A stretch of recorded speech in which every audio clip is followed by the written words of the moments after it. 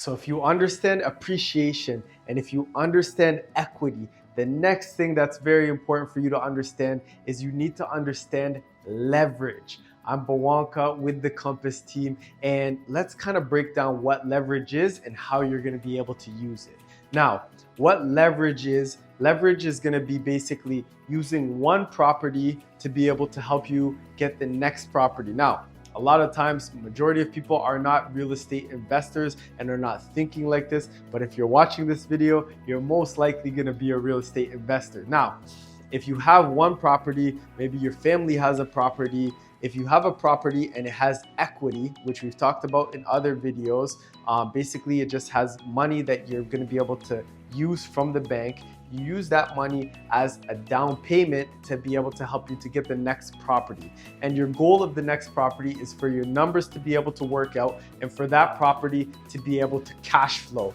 Otherwise, and not always, but usually it's going to make that a very, very good buy if it is cash flowing. Sometimes you're going to buy a house that's not cash flowing right away, and that might just be because of the rate environment that we're in right now. But what you want to do is you want to be able to find something that cash flows and you want to be able to leverage it. So pull money from a house and be able to put it into the down payment of another house. Now, we had an event called How to Use Your Home as an ATM.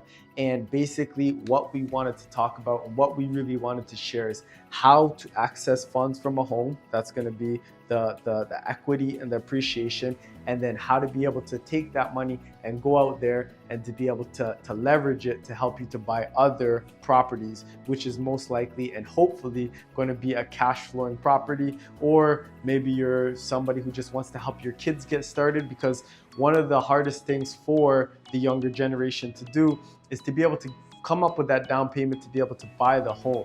It's not always going to be that the affordability is not there with how much they're making on a weekly, monthly basis.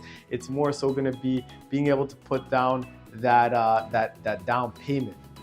Now, here's a stat in the last since 2021, 90% of first-time home buyers have gotten that sum or maybe all of the deposit from the bank of mom and dad.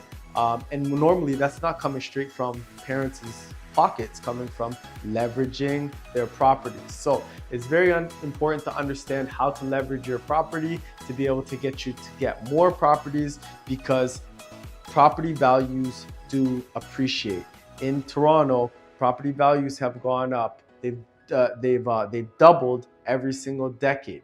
So if you believe in real estate, if you think real estate is going to grow, it only makes sense to leverage your properties and to use these properties to help you be able to get more properties. And once you understand that math, once you understand that formula, it becomes a lot easier and a lot simpler to keep doing it, to get the next one, to get the next one, and so on. If you need a good mortgage broker, our in-house mortgage broker, Charles Kayataba, he's going to be able to help you with that from the Mortgage Mint.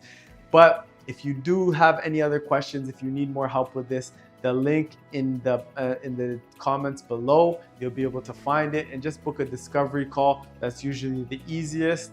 But I'm Bawanka with the Compass team, and this is just a big breakdown of leverage. I hope you enjoyed it. I hope you got a lot from it. And if you liked it, make sure to give it a thumbs up.